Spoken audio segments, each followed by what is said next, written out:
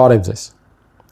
Դուք ավելի լավ է հարցրեք, թե Ռուսաստանն ու ՀԱՊԿ ինչու չեն կատարել Հայաստանի հանդեպ դաշնակցային պարտավորությունները 2022 թվականի սեպտեմբերին ջերմուկյան մարտերի ժամանակ։ Ինձ հարցնում եք, ես ինչ պատասխանեմ։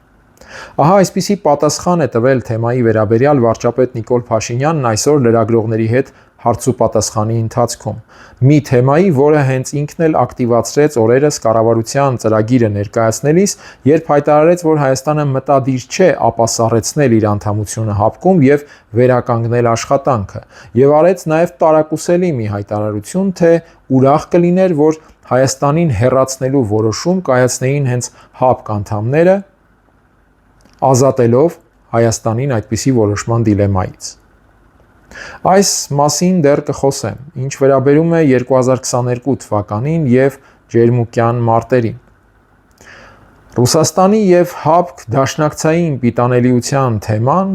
առհասարակ բաց է վաղուց։ Միևնույն ժամանակ այս թեմայի մասին եւ այդ հարցում պիտանելիության մեղմ ասած կասկածելի աստիճանի մասին կամ դրա գործնականում բացակայության մասին, դրա ոչ իրատեսական լինելու մասին Հայաստանում թերևս շատ քչերն են խոսել այնքան, քչերն են անդրադարձել այնքան,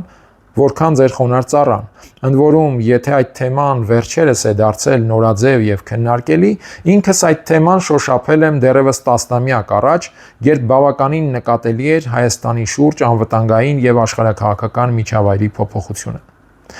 Եվ հետեւաբար այս հանգամանքը արձանագրում եմ ցույց տալու համար, որ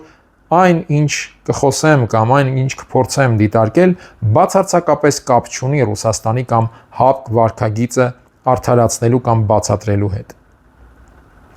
Բայց երբ խոսում ենք այս մասին, երբ խոսում ենք ջերմուկյան մարտերի եւ դրանց համատեքստում Ռուսաստանի ու ՀԱՊԿ վարքագծի մասին, ապա այդ հարցերը իհարկե Մոսկվա կամ ՀԱՊԿ անդամներին ուղղելուց բացի Երևանին պետք է հասցեագրել այն հարցը, որը վերաբերում է հենց Հայաստանի իշխանությանը։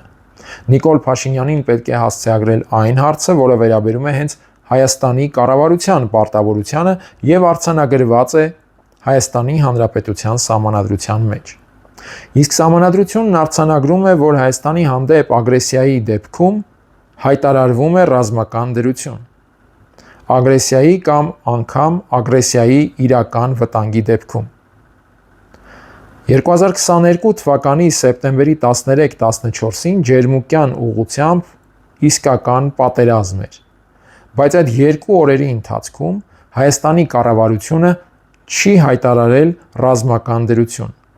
Առաջին իսկ ժամերին Հայաստանի կառավարությունը տվել է քաղաքական գնահատականը, դա հարձակում է Հայաստանի Հանրապետության նկատմամբ, ոչ թե սահմանային միջադեպ է, այլ ագրեսիա Հայաստանի նկատմամբ։ Եվ հենց այդ տրամաբանությամբ են դիմումներ հղվել կամ ակնկալիքներ ձևավորվել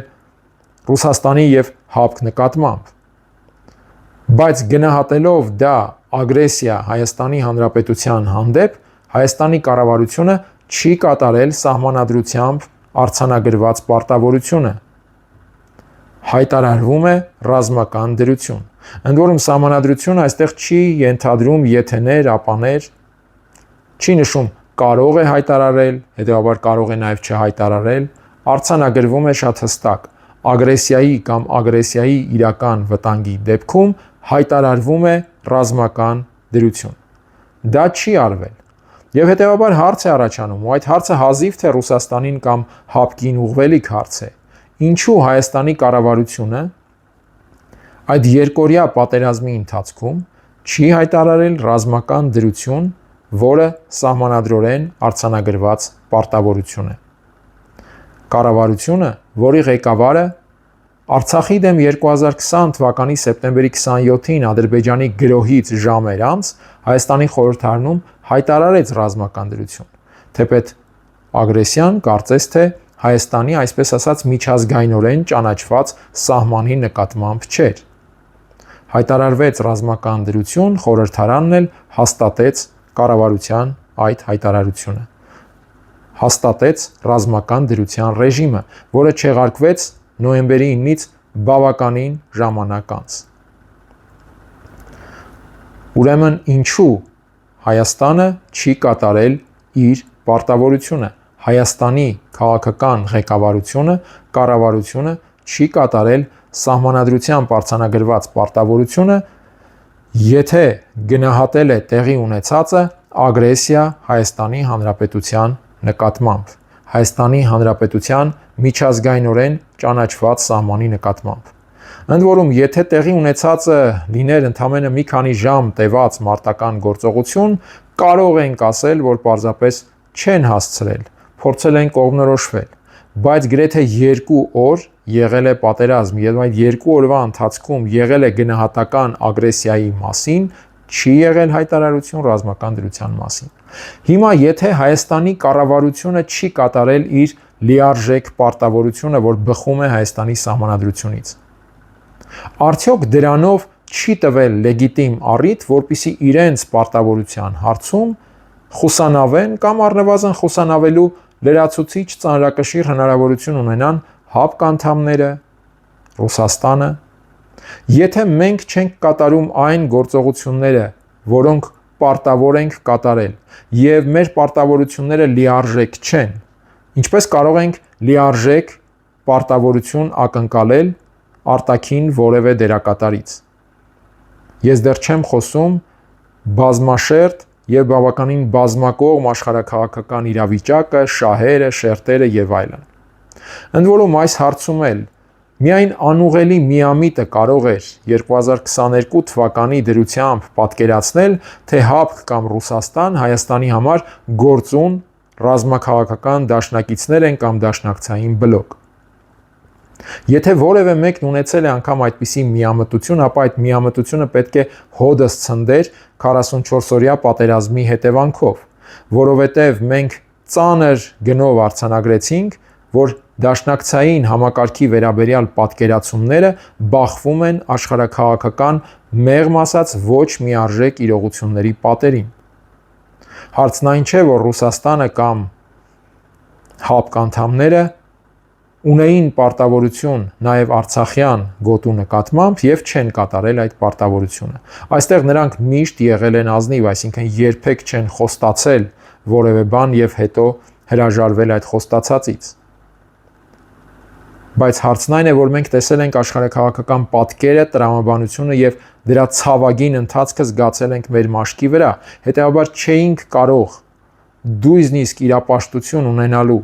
իրավիճակը գնահատելու դույզնիսկ կամք եւ կարողություն ունենալու պարագայում ակնկալել, թե դրանք կենսունակ ռազմաքաղաքական մեխանիզմներ են։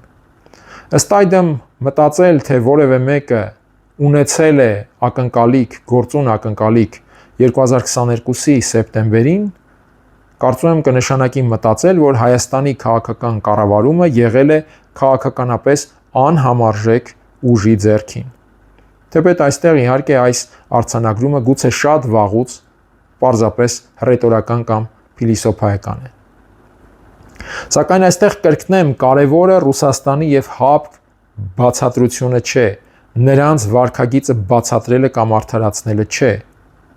Այստեղ կարևոր է հասկանալ հենց Հայաստանի վարքագիծը, որովհետև արտաքին որևէ սուբյեկտի Հայաստանի հանդեպ իրավապայմանագրային որևէ պարտավորության չափման համար, պատասխանատու չափման համար չափազանց կարևոր ելակետային դրույթ է Հայաստանի ֆունկցիոնալ լիարժեքությունը։ Եթե մենք ինքներս չենք կատարում լիարժեքորեն այն, ինչ պետք է կատարենք մեր խնդիրների բերումով, մենք չենք կարող որևէ հարցում, լինի դա ռազմական, տնտեսական, քաղաքական, դիվանագիտական եւ այլն, չենք կարող որևէ հարցում ակնկալել մեր հանդեպ պատասխանատու մոտեցում արտաքին որևէ դերակատարից, կլինի դա պետություն, թե միջազգային կազմակերպություն։ Սա կարծում եմ նույնիսկ աքսիոմատիկ ճշմարտություն է։ Եվ հետեւաբար այստեղ է կարևոր հասկանալ, ինչու պաշտոնական Երևանը չի կատարել սահմանադրությունից բխող իր պարտավորությունը 2022 թվականի սեպտեմբերին։ Իսկ բացատրությունը թերևս կարող է լինել այն, որ այս թեման խաղարկելու հնարավորություն էր անհրաժեշտ, եւ այս թեման խաղարկվել է ոչ թե իսկապես չկատարված պարտավորություններից բխած մտահոգությամբ կամ խնդրահարույց իրավիճակով, այլ քաղաքական պատասխանատվությունից ազատվելու շարժառիթով եւ այդ թեման դրան ծառայեցնելու մղումով, առավել եւս, որ ինչպես պետք է պարզվեր ավելի ուշ, սեպտեմբերյան մարտերից 3 շաբաթ անց սպասվում էր Արցախն Ադրբեջանի կազմում ճանաչելու քաղաքական գործողությունը հոկտեմբերի 6-ին Պրահայում։ Եվ այս պարագայում նաև ունենալով 44-օրյա պատերազմի պարտությունն ու քաղաքական ծանր բեռը, պաշտոնական Երևանի համար Ռուսաստանի եւ ՀԱՊԿ թեման բավականին պարարտ եւ բավականին արդյունավետ թեմա էր, միջոց էր քաղաքական պատասխանատվությունից խուսանավելու համար։ Եվ առ այսօր օգտագործվում է այդ թեման եւ այդ միջոցը, ինչի վկայությունն էր նաեւ հենց օրեր առաջ Նիկոլ Փաշինյանի արած հայտարարությունը, թե մենք բացարձակապես մտադիր չենք ապասառեցնել մեր անդամությունը, բայց նաեւ բոլորովին մտադիր չենք դրա վերաբերյալ կայացնել որոշում եւ դուրս գալ ՀԱՊԿ-ից, բայց ուրախ ենք, եթե որոշում կայացնեն մեր փոխարեն։ Նկատենք դարձյալ պատասխանատվությունից խուսանավելու վարքագիծը։ Մենք չենք ուզում կայացնել որոշում, թող որոշում կայացնեն մեր փոխարեն։ Այստեղ առաջին հերթին հարց է առաջանում, իսկ ուր մնաց ինքնիշխանության այն պաշտամունքը, որով փորձ է անում հանրությանը ներկայանալ Նիկոլ Փաշինյանը։ Ինչու պետք է մեր փոխարեն որոշում կայացնեն օրինակ Լուկաշենկոն, Տոկաևը, Ռուսաստանի նախագահը, Կիրգիզիան եւ այլն։ Իսկ ինչու մենք չենք կայացնում որոշում, եթե համարձակվել ենք կայացնել սառեցման վերաբերյալ որոշումը։ Արդյոք այն պատճառով, որ քարոզչական նկատառումով այս թեման խաղարկելը շարունակում է լինել օգտակար, բայց կարող է վնասակար դառնալ, երբ կայացվի ՀԱՊԿ լքելու որոշում։ Արդյոք սա չէ պատճառը, որ Հայաստանը փորձում է այս պատասխանատվությունն էլ տեղափոխել ՀԱՊԿ դաշտ։ Թեև Ռուսաստանը շատ արագ վերադարձրեց պատասխանատվությունը, երբ Կրեմլի խոսնակ Պեսկովը հայտարարեց, թե Հայաստանը ազատ է կայացնել որոշում, եթե դուրս է գալու ՀԱՊԿ-ից, եթե ուզում է լքել ՀԱՊԿ-ը, ապա ցանկացած պահի կարող է կայացնել այդ որոշումը։ Պաշտոնական Երևանից գրեթե 0 արձագանք։ Եվ դարձյալ հարց, իսկ ինչու Հայաստանը չի կայացնում այդ որոշումը։ Ընդ որում, Հայաստանը չի արձագանքում Պեսկովի այս հայտարարությանը այն դեպքում, երբ հայտարարությունը որոշակի իմաստով նաև վիրավորական է Հայաստանի համար, որտեղ ստացվում է, որ Ռուսաստանի նախագահի խոսնակը համարում է, որ ՀԱՊԿ-ի համար բացարձակապես տարբերություն չկա, Հայաստանը դուրս կգա, թե դուրս չի գա։ Դուք եւ ձեր անդամությունը, եթե փոքրինչ կոպիտ բնորոշենք, ասում է Պեսկովը ըստ էության։ Եվ սա իհարկե նաև քաղաքական տեսանկյունից ամենևին զարմանալի չէ, որովհետև ես առիթներ ունեցել եմ խոսելու, որ ՀԱՊԿ որպես այդպիսին վաղուց այլևս ժամանակավրեպ կառույց եւ կազմակերպություն է։ Այն անխուսափելիորեն ենթարկվելու է աշխարհակարգային վերափոխումներին եւ ստանալու է բոլորովին այլ բովանդակություն ու իմաստ, եթե անգամ պահպանվի, բայց նաև տրանսֆորմացվելու է իր ճարտարապետության իմաստով անկասկած։ Հարցն այստեղ չէ, հարցը դարձյալ Հայաստանի քաղաքականության որակն է, որի բավականին տխուր պատկերը արտացոլվում է հենց վարչապետի մակարդակով արված հայտարարությամբ, երբ Հայաստանը փաստացի հրաժարվում է իրեն անմիջականորեն առնչվող որոշման համար պատասխանատվությունից, հայտարարելով, թե ուրախ կլինի, որ այդ որոշումը կայացնեն ուրիշները։ Իսկ պատճառը դարձյալ շատ պարզ է։ Այս թեման ընդամենը խաղարկման, տեղեկատվաքարոզչական խաղարկման թեմա է։ Եվ այստեղ ոչ թե քաղաքական պատասխանատվության դրսևորում է, այլ ընդամենը քաղաքական խաղի հերթական մի հնարք։ Մի հնարք, որը լավագույնս արտացոլում է, թե առհասարակ որքան է ամբողջական Հայաստանի ճակատագրին վերաբերող հարցերում Հայաստանի իսկ քաղաքականության պատասխանատվությունը, որքանով է այդ պատասխանատվության աստիճանը առավելագույնը։ Եվ եթե այդ պատասխանատվության աստիճանը ակնհայտորեն մեղմ ասած մոտ չէ առավելագույնին, ապա դարձյալ մեղմ ասած չափազանց միամիտ է պատկերացնել, որ որևէ արտաքին դերակատար Հայաստանի հանդեպ ունենալու է նույնիսկ բարոյական պատասխանատվություն։